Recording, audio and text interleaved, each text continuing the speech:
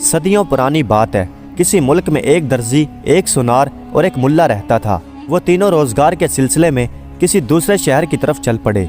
चलते चलते रात हो गई और वो रात गुजारने के लिए जंगल में ठहर गए। वो जंगली जानवरों के खौफ से एक दरख्त पर चढ़कर बैठ गए और पत्तों में छुपकर बैठ गए। अभी थोड़ी ही देर गुजरी थी कि उन्हें किसी आदमी के चिल्लाने की आवाज़ सुनाई दी। अरे मुझे बचाओ, अरे कोई है, मुझे बचाओ, चीता आ गया, चीता। वो एक गरीब बढ़ई था। वो चिल्लाता हुआ ये कह रहा था, ऊपर आ जाओ। ऊपर छुपे हुए आदमियों में से एक ने कहा। गरीब बढ़ई ने ऊपर देखा तो कुछ आदमी ऊपर छुपे बैठे थे। उन्होंने कहा कि जल्दी से पेड़ पर आ जाओ वरना चीता तुम्हें पाड़ कर खा जाएगा। गरीब बढ़ई बड़ी फुर्ती के साथ उस दरख्त पर चढ़ने लगा। उसी वक्त एक नौजवान लड़का हाथ में डंडा लिए दौड़ा हुआ आया और चीते की तरफ लपका। चीता अपने पिछले पैरों पर खड़ा हो गया और उछलकर उस नौजवान को दबोच लेना चाहता था, मगर लड़का फुर्ती के साथ आगे बढ़ा और डंडा जोर के साथ चीते की नाक पर मारा। चीता चीख उठा, लेकिन फौरन ही उठकर उस पर झपटने के लिए अपने पंजे उसकी तरफ बढ़ाए, मगर लड़के ने फुर्ती के साथ दोबारा डंडा उसकी नाक पर मारा और उसकी नाक से खून बहने लगा और फिर चीता चिल्लाता हुआ वहां से भाग निकला। लड़का एक ऊंचे पत्थर पर खड़ा होकर जोर जोर से हंसने लगा। थोड़ी देर बाद 4-5 आदमी उसकी तरफ दौड़ते हुए आए और उस नौजवान की पीठ थपथपाने लगे। लड़के ने उन लोगों को कुछ बताया और उस पेड़ की तरफ ऊपर इशारा किया और फिर वो लड़का उन आदमियों को अपने साथ उस पेड़ के करीब ले आया। उन्होंने पेड़ के ऊपर छुपे हुए चारों आदमियों को नीचे बुलाया और उनसे कहा कि देखो, हमारा ये नौजवान लड़का कितना बहादुर है, इसने तुम्हारी जान बचाई है, अब इसे इनाम दो। उन चारों आदमियों ने उस नौजवान लड़के को इनाम दिया और उनसे पूछा, क्या तुम जानवरों से नहीं डरते? उन आदमियों ने हंसकर कहा कि हम इन जानवरों के बीच ही इस जंगल में रहते हैं, शिकारियों को शिकार ढूंढ कर देते हैं और उनसे इनाम हासिल करते हैं। अगर हम इन जानवरों से डरने लग जाएं तो एक दिन भी इस जंगल में ना रह सकें। मगर तुम लोग बताओ कि तुम कौन हो और इस जंगल में क्या कर रहे हो? बढ़ई बोला, भाइयों मैं एक गरीब आदमी हूँ, अपने शहर में रोजगार नहीं मिलता था, इसलिए रोजगार के लिए दूसरे शहर जा रहा था और रास्ते में ही रात हो गई और ये दोनों आदमी भी मेरे साथ थे और हम जंगली जानवरों के खौफ से इस दरख्त पर चढ़कर बैठ गए। वो जंगली आदमी कहने लगे कि अगर तुम अपनी जान की सलामती चाहते हो तो यहाँ पर सूखे दरख्तों की टहनियाँ तोड़कर और पत्ते जमा कर आग जला लो। आग देखकर जानवर दूर भाग जाते हैं, वरना जंगली जानवर तुम्हें जिंदा नहीं छोड़ेंगे।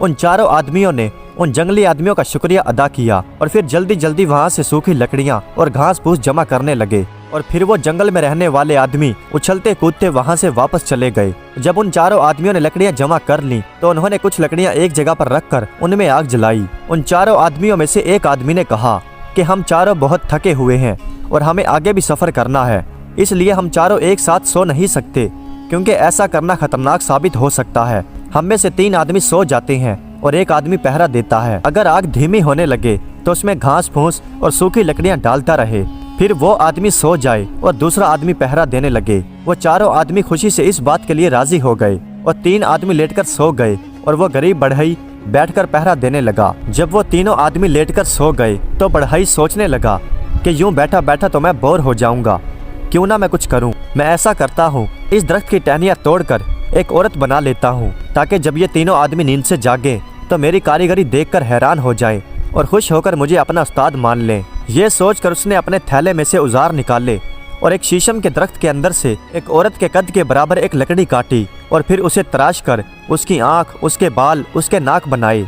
और जब औरत बनकर तैयार हो गई तो उसने औरत को एक जगह पर खड़ा कर दिया और दूसरे आदमियों को उठाकर कहने लगा कि अब मैं सोता हूँ और तुम पहरा दो। दूसरा आदमी उठकर बैठ गया और पहरा देने लगा।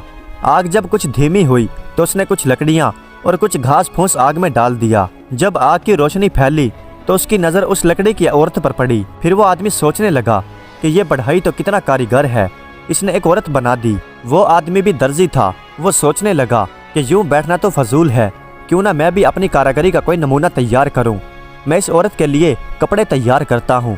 उसने भी अपने थैले में से अपने औजार निकाले और उस औरत के लिए कपड़े तैयार करने बैठ गया। दर्जी ने उस औरत के लिए कपड़े तैयार किए और उसे पहनाकर सामान अपने थैले में वापस रखकर सोने के लिए लेट गया। तीसरा आदमी उठकर पहरा देने लगा। ये तीसरा आदमी सुनार था। उसने भी कुछ घास फूस और कुछ लकड़ियां आग में डाल दी। फिर उसकी भी नज़र उस लकड़ी की औरत पर पड़ी और हैरान रह गया और दिल ही दिल में सोचने लगा कि ये दोनों तो बहुत चालाक और होशियार निकले, लेकिन मैं भी तो अपने हाथ में हुनर रखता हूँ।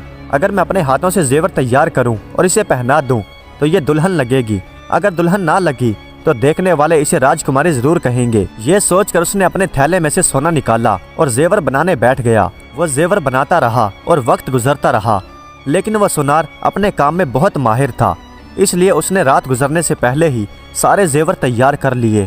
پھر اس نے وہ زیور تیار کر کے اس لکڑی کی عورت کو پہنا دیے اور اپنی جگہ پر لیٹ گیا اور اس چوتھے آدمی کو اٹھا کر بولا، اب آپ کی باری ہے، آپ پہرا دیجئے۔ چوتھا آدمی ایک ملا تھا۔ وہ یہ کرتا تھا کہ اپنے محلے میں اذان دیتا، صفائی کرتا اور محلے سے روٹیاں اکٹھی کرتا۔ اس نے جب بڑھئی، درزی اور سونار کی کاراگری کا نمونہ دیکھا تو دل ہی دل میں سوچنے لگا، افسوس کہ میں نے کوئی ہنر نہیں سیکھا۔ صبح جب یہ تینوں اٹھیں گے تو مجھے دیکھ کر حیران ہوں گے اور پھر میرا مذاق اڑائیں گے۔ پھر وہ اچانک کہہ اٹھا کہ نہیں، میں خدا کی عبادت کرتا ہوں اور اللہ ہی سے دعا مانگتا ہوں، پھر انہیں ایسا ہنر دکھاؤں گا کہ یہ تینوں بھی حیران رہ جائیں گے۔ اس نے اللہ پر پختہ یقین باندھا اور پھر جائے نماز بچھا کر فجر کی نماز ادا کی۔ رو رو کر دعا مانگنے لگا کہ اے میرے رب، اس لکڑی کی عورت میں جان ڈال دے، ورنہ یہ تینوں صبح اٹھ کر میرا مذاق اڑائیں گے۔ وہ کافی دیر تک رو رو کر اللہ سے دعا مانگتا رہا۔ آخر کار اس کی دعا قبول ہو گئی اور اس لکڑی کی عورت میں جان آ گئی۔ پھر اس ملا نے تینوں مسافروں کو اٹھاتے ہوئے کہا کہ بھائیو اٹھ جاؤ، صبح ہو چکی ہے۔ وہ تینوں آدمی آنکھ ملتے ہوئے اٹھے۔ بڑھئی نے جب اس لکڑی کی عورت کے اوپر کپڑے اور زیور دیکھے تو اس نے درزی اور سونار کا شکریہ ادا کیا کہ بہت شکریہ بھائیو، میری بنائی ہوئی عورت کو تم نے کپڑے اور زیور پہنایا ہے۔ پھر ملا بولے کہ اے راجکماری، ادھر آؤ اور ان تینوں کو سلام کرو۔ وہ تینوں آدمی ملا کا منہ دیکھنے لگے اور ہنسنے لگے، لیکن جب ان تینوں آدمیوں نے دیکھا کہ واقعی ہی اس لکڑی کی عورت میں جان پڑ چکی ہے اور وہ دھیرے دھیرے چلتی ہوئی ان کی طرف آ رہی ہے تو وہ دیکھتے کہ دیکھتے رہ گئے اور بت بن کر بیٹھ گئے۔ اس راجکماری نے قریب آ کر بڑے ادب کے ساتھ انہیں سلام کیا۔ تینوں آدمی خاموشی سے کچھ دیر تو اسے دیکھتے رہے اور پھر ایک دوسرے کا چہرہ دیکھ کر اس عورت کے سلام کا جواب دیا۔ پہلے بڑھئی بولا کہ بھائیو، اس عورت پر میرا حق ہے، میں اس سے شادی کروں گا کیونکہ میں نے اسے اپنی محنت سے بنایا ہے۔ درزی کہنے لگا کہ تم نے تو اسے مفت کی لکڑی سے بنایا تھا، لیکن میں نے اپنا کپڑا، دھاگا اور اپنی اتنی محنت بھی لگائی ہے، اس لیے اس پر میرا حق ہے۔ پھر سونار نے کہا کہ تیرے کپڑے کی کیا قیمت ہے میرے سونے کے سامنے؟ اگر میں اسے زیور نہ پہناتا تو یہ راجکماری کیسے لگتی؟ اس لیے میں اس سے شادی کروں گا۔ پھر ملا جی کہنے لگے کہ اگر اس میں جان نہ پڑتی تو یہ لکڑی، یہ کپڑے، یہ زیور کس کام کے تھے؟ میری دعا سے ہی تو اس میں جان آئی ہے، اس لیے اس پر میرا حق ہے اور تم تینوں اپنی مزدوری اور اپنے سامان کی قیمت مجھ سے لے سکتے ہو۔ وہ تینوں یک زبان ہو کر کہنے لگے کہ ایسا ہرگز نہیں ہو سکتا، اور پھر ان تینوں کے درمیان تکرار بڑھ گئی اور ہوتے ہوتے ان تینوں کی لڑائی جھگڑا ہو گیا اور تینوں نے لکڑیاں ہاتھوں میں اٹھا لیں۔ مگر اس وقت وہ نوجوان لڑکا جس نے چیتے کو مار کر بھگایا تھا، وہ ہاتھ میں ڈنڈا لے کر دوڑا ہوا آیا اور وہ قریب آ کر چلا کر بولا، ہوشیار ہو جاؤ، چیتا آ رہا ہے، میں پھر اس کا مقابلہ کروں گا۔ چیتے کا نام سن کر وہ تینوں آدمی پھر سے ڈر گئے اور گھبرا کر اس درخت پر چڑھ کر بیٹھ گئے۔ پھر انہوں نے دیکھا کہ جیسے ہی چیتا قریب آیا تو وہ نوجوان پر حملہ کرنے ہی والا تھا کہ نوجوان نے پھرتی کے ساتھ اس کے ناک پر ڈنڈا دے مارا۔ وہ لکڑی کا ڈنڈا بھی ٹوٹ گیا اور چیتا بھی بری طرح سے زخمی ہو کر زمین پر گر گیا۔ اسی وقت ایک گھڑ سوار وہاں پر آ رہا تھا۔ جب اس نے ایک خوبصورت نوجوان لڑکی کو اکیلے کھڑے ہوئے دیکھا تو وہ خوش ہو گیا اور اس کے قریب آ کر اسے اپنے گھوڑے پر بٹھا کر وہاں سے چل پڑا۔ یہ دیکھ کر وہ چاروں آدمی جلدی جلدی پیڑ سے نیچے اترے، لیکن اتنی دیر میں وہ گھڑ سوار بہت دور جا چکا تھا۔ جب وہ نوجوان لڑکا ان کے قریب آیا تو انہیں روتا ہوا دیکھا تو کہنے لگا، ارے بھائیو، تم رو رو کر شور کیوں مچا رہے ہو؟ ان چاروں نے کہا کہ ایک گھڑ سوار ہماری بنائی ہوئی ایک عورت کو اپنے گھوڑے پر بٹھا کر لے گیا۔ پھر اس لڑکے نے بتایا کہ وہ گھڑ سوار تو شہر کا کوتوال تھا اور وہ تو بہت ظالم آدمی ہے۔ اگر تم چاروں راجا کے پاس جا کر اس آدمی کی شکایت کرو تو پھر تو شاید تمہیں وہ عورت مل جائے، ورنہ تم اسے بھول جاؤ، وہ کبھی نہیں ملے گی۔ وہ چاروں آدمی یہ سن کر شہر کی طرف دوڑ پڑے اور بڑی مشکل کے ساتھ جا کر وہ راجکمار کے محل میں پہنچے۔ حضور، حضور، جہاں پناہ، جنگل سے ہماری راجکماری کو شہر کا کوتوال گھوڑے پر بٹھا کر لے آیا ہے، جلدی سے حکم دیں کہ وہ ہماری راجکماری کو ہمیں واپس کر دے۔ پھر راجا نے پوچھا کہ تم لوگ کون ہو؟ ملا جی بولے کہ ہم غریب آدمی ہیں، ہم روزگار کے سلسلے میں گھر سے نکلے تھے کہ راستے میں ہمیں رات ہو گئی اور ہم جنگل میں ٹھہر گئے۔ اور پھر اس بڑھائی نے سارا واقعہ راجا کو سنا دیا۔ راجا نے جب ان کی باتیں سنی تو کہنے لگا کہ مجھے تمہاری باتوں پر اعتبار نہیں آ رہا، کیونکہ آج تک نہ میں نے ایسا واقعہ دیکھا اور نہ سنا۔ اس لیے ہم شہر کے کوتوال کو بلاتے ہیں اور اسی راجکماری سے پوچھیں گے۔ اگر اس راجکماری نے ویسا ہی بتایا جیسا تم نے کہا ہے تو ہم تمہیں مالا مال کر دیں گے، ورنہ تم چاروں کو سزا ملے گی۔ وہ چاروں راضی ہو گئے۔ پھر راجا کے حکم کر شہر کا کوتوال حاضر ہو گیا اور کوتوال نے راجا کے سامنے آ کر صاف انکار کر دیا کہ یہ جھوٹ ہے، میں کسی راجکماری کو جنگل سے نہیں لے کر آیا۔ وہ چاروں آدمی یک زبان ہو کر چلا اٹھے کہ نہیں راجا جی، یہ جھوٹ بول رہا ہے، اسے سزا دیجیے۔ پھر راجا نے بھی کہا کہ مجھے تمہاری باتوں پر یقین نہیں آ رہا، تم نے جو حال بتایا ہے تمہاری باتوں پر کوئی بھی اعتبار نہیں کرے گا۔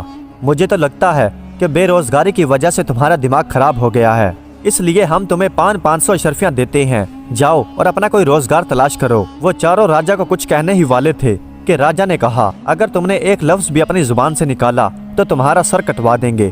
وہ چاروں چپ چاپ کھڑے رہ گئے اور پھر ان چاروں کو 500 اشرفیاں دی گئیں۔ کوتوال بھی محل سے نکل کر بہت خوش تھا کیونکہ اس کے گھر میں تو راجکماری تھی، لیکن اس کی بات کا یقین راجا نے کر لیا تھا کیونکہ کوتوال بہت ہی ظالم اور جھوٹا آدمی تھا اور اسی وجہ سے اس کی شادی نہیں ہوئی تھی، حالانکہ اس کی عمر 35 سال ہو چکی تھی اور اس لیے وہ راجکماری سے شادی کرنے کی تیاریاں کر رہا تھا۔ لیکن راجکماری نے کہہ دیا تھا کہ میں گھر کا کوئی کام نہیں کروں گی اور میں اس وقت شادی کروں گی کہ جب تم 40 تولے سونا اور 40,000 اشرفیاں لاؤ گے۔ اس کے پاس اشرفیاں تو تھیں لیکن زیور نہیں تھا۔ اب وہ زیور کے لیے پیسہ جمع کرنے لگا۔ وہ ہر بے ایمانی والا کام کرتا، رشوت لیتا اور اسی طرح بے ایمانی کرتے 6 ماہ گزر گئے اور آخر کار اس نے 40 تولے زیور تیار کر لیا اور گھر آ کر راجکماری سے کہا کہ یہ دیکھو تمہارا زیور بھی اور 40,000 اشرفیاں بھی میں نے تیار کر لی، کیا اب بھی تم شادی کے لیے انکار کرو گی؟ راجکماری نے کہا کہ تم اپنے سب جانکاروں، رشتہ داروں اور یار دوستوں کو پیغام بھیج دیجئے۔ اور پھر کوتوال نے اپنے رشتہ داروں اور سارے یار دوستوں کو پیغام بھجوا دیے اور اس نے شادی کے لیے جمعے کا دن رکھا۔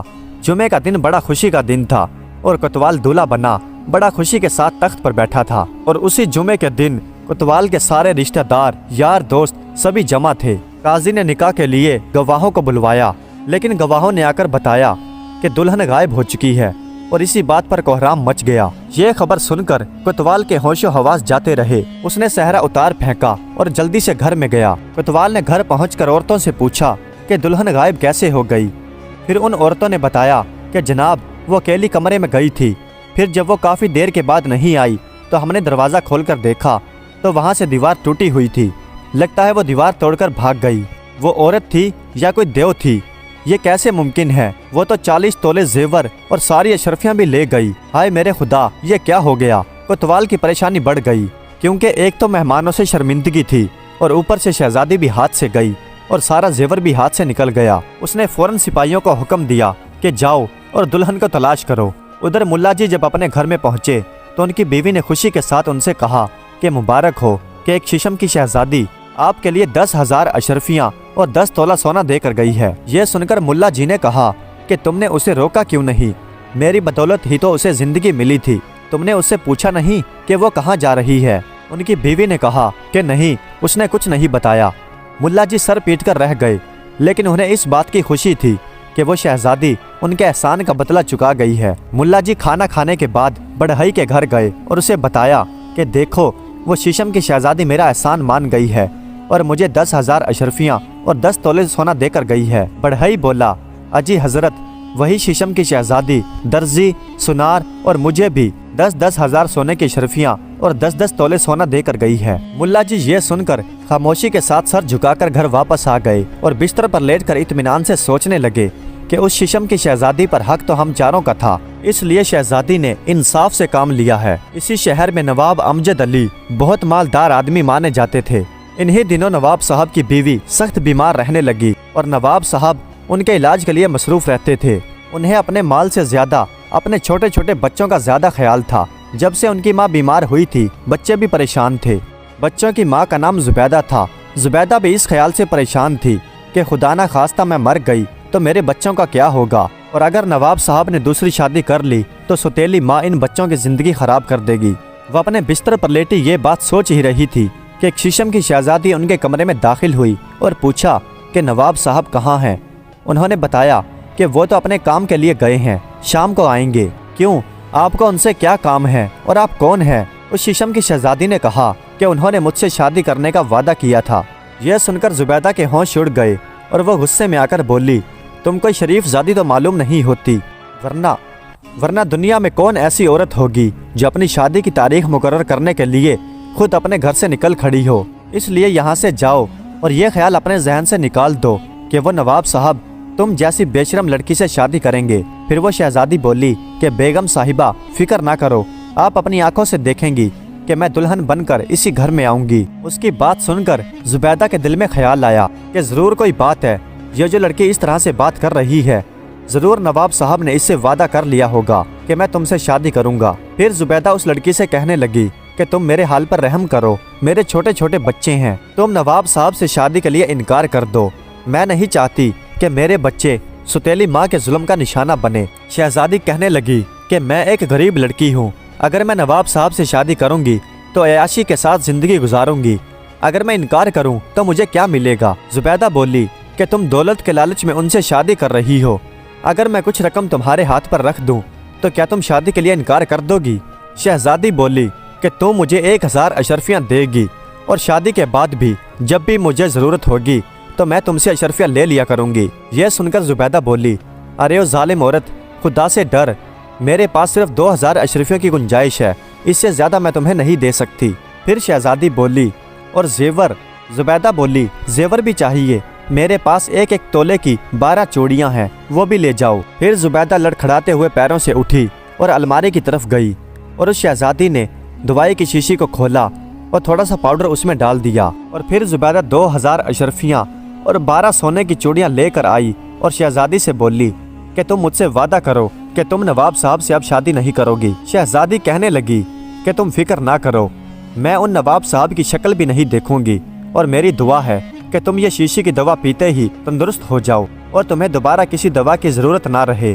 खुदा तुम्हारा साया इन बच्चों के सर पर सलामत रखे। यह सुनकर जुबैदा बहुत खुश हुई और बोली कि बहन, तुम्हारा नाम क्या है। शहजादी ने कहा कि मुझे शीशम की शहजादी कहते हैं। ये कहकर शहजादी सलाम करके वहाँ से चली गई और फिर जुबैदा ने उस शीशे के अंदर से दवा ली और बिस्तर पर लेट गई। दवा लेने के कुछ ही देर बाद जुबैदा को अपने जिस्म में एक नई कुव्वत का एहसास हुआ और उसका जिस्म भी पहले से तंदुरुस्त होता चला गया। और फिर थोड़ी देर बाद जब उसने शीशे के अंदर से थोड़ी दवा और पी तो उसने खुद को बिल्कुल ही तंदुरुस्त महसूस किया और उसके जिस्म का सारा दर्द भी जाता रहा। ये सब देखकर जुबैदा खुद से कहने लगी कि अब मुझे यकीन है कि वो शहजादी अब नवाब साहब से शादी नहीं करेगी, क्योंकि उसकी बातों में सच्चाई थी।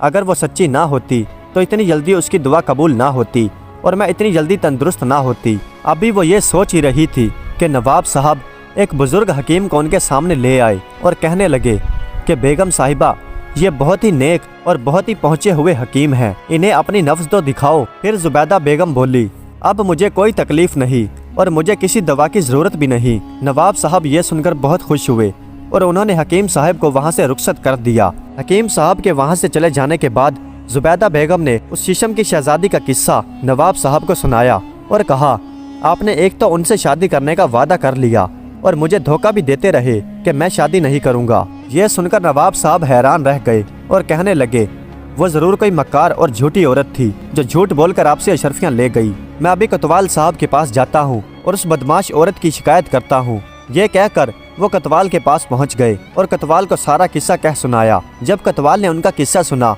तो वो सर पकड़कर बैठ गए। नवाब साहब, वही शीशम की शहजादी तो मुझे भी 40 तोले सोने और 40,000 अशरफियों का चूना लगा गई है। वह बड़ी मक्कार औरत है, मेरे सिपाही उसे तलाश कर रहे हैं, जिस वक्त भी मिल गई तो सारा हिसाब चुकता हो जाएगा। उधर जब मुल्ला साहब शाम को अपने घर में दाखिल हुए तो उनकी बीवी ने कहा कि ये देखिए 500 अशरफियाँ और एक एक तोले की 3 चूड़ियाँ।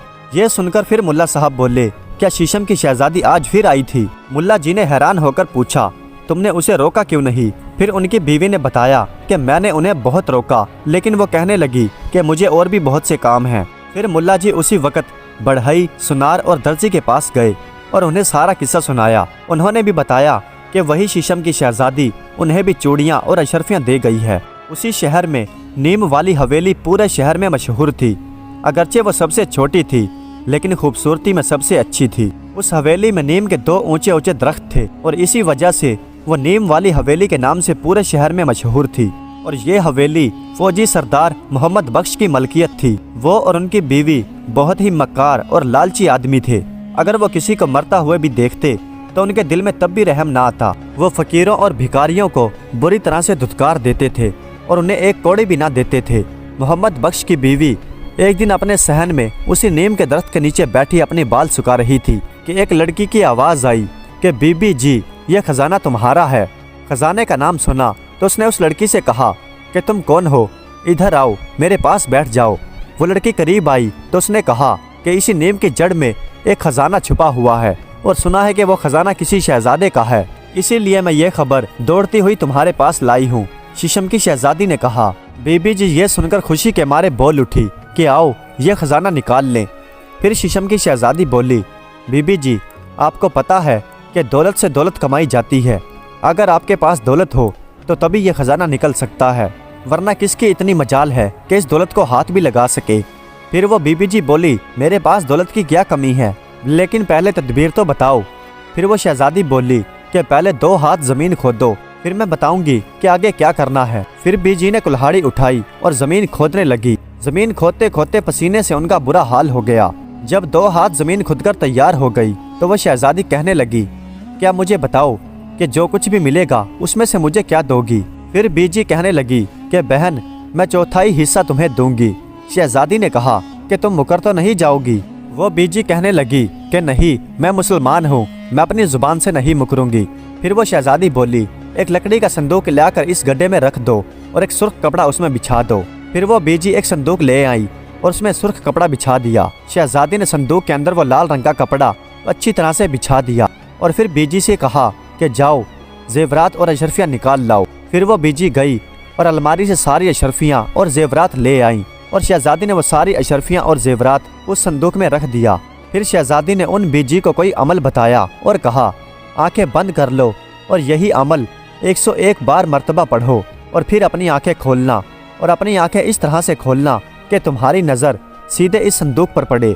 उन बीजी ने फौरन अपनी आंखें बंद की और वो अमल दोहराने लगी। लेकिन शहजादी ने बड़ी फुर्ती के साथ उस दुपट्टे को अशरफियों और जेवरात के साथ समेटा और दबे पांव घर से निकल गई। और उधर बीजी ने जब 101 मर्तबा वही अमल दोहराया और अपनी आंखें खोली तो देखा कि सोना और जेवर वहाँ से गायब है और वह शहजादी भी वहाँ पर नहीं है। वो दौड़ती हुई घर के दरवाजे की तरफ गई तो उसने देखा कि शहजादी दरवाज़ा भी बाहर से बंद करके चली गई है। बेचारी पागलों की तरह चीखने चिल्लाने लगी, मगर उसकी चीख पुकार सुनने वाला वहाँ कोई नहीं था। शाम के वक्त जब मोहम्मद बख्श अपने घर आया तो उनकी बीवी ने रो रो कर अपने लुट जाने का हाल उन्हें सुनाया।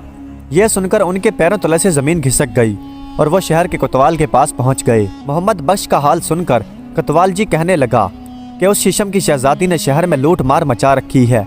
उसने सबसे पहले मुझे बेवकूफ़ बनाया, उसी की वजह से मैंने अपने सिपाहियों को पूरे शहर में मुकर्रर कर रखा है, लेकिन अभी तक वो गिरफ्तार नहीं हो सकी। मोहम्मद बख्श ने ठंडी आह भरते हुए कहा, अगर उसने आपको भी बेवकूफ़ बना दिया है तो फिर क्या उम्मीद रखें। ये कहकर मोहम्मद बख्श मायूस होकर खामोशी के साथ घर वापस आ गए। उधर जब मुल्ला जी अपने घर आए तो उनकी बीवी ने खुश होकर कहा, मुबारक हो, आज आपकी शहजादी बहुत कुछ दे गई है। ये सोने की अशरफियाँ और ये इतना सारा जेवर, अब बस ये सब कुछ बेचकर ज़मीन खरीद लो, अब हवेली बनाकर आराम से ज़िंदगी गुजारा करेंगे। ये सुनकर मुल्ला जी कहने लगे कि मुझे हैरत तो इस बात की है कि मेरी दुआ से तो उसके जिस्म में जान पड़ी थी, लेकिन वो दौलत हम चारों में तकसीम करती है। अगर इंसाफ की नज़र से देखा जाए तो उसे सारी दौलत मुझे देनी चाहिए, क्योंकि मैं ही ज़्यादा हकदार हूँ। उसकी बीवी ने कहा कि लालच को दिल से निकाल दो, जो कुछ भी मिल रहा है उस पर शुक्र अदा करो। अगर वो हमें यह भी न देती तो हम क्या करते। मुल्ला जी कहने लगे कि यही सोच कर तो मैं खामोश हो जाता हूँ। फिर उन्होंने उन सारे जेवरात और सोने के शर्फियों को निहायत एहतियात के साथ एक जगह पर छुपा कर रख दिया। गर्ज के 3 महीनों तक वो शीशम की शहजादी पूरे शहर में जो भी लालची और जालिम आदमी होता उन्हें लूटती रही, और जो कुछ भी लूटती उन सब में से बराबर हिस्सा बढ़ई, सुनार, दर्जी और मुल्ला जी के हाथ दे आती। और इस तरह वो चारों अयाशी के साथ अपनी ज़िंदगी गुजारने लगे। और वो कोतवाल के सिपाही कई महीनों तक शहर में गश्त लगाते रहे और उसी शीशम की शहजादी को तलाश करते रहे, लेकिन शीशम की शहजादी उनके कभी हाथ ना आई। प्यारे दोस्तों, उम्मीद करता हूँ कि आज की ये वीडियो आपको पसंद आई होगी। अगर वीडियो अच्छी लगी हो तो कमेंट्स में अपनी राय का इजहार ज़रूर कीजिएगा। हमारे चैनल को सब्सक्राइब कर दीजिएगा। वीडियो देखने का बहुत बहुत शुक्रिया।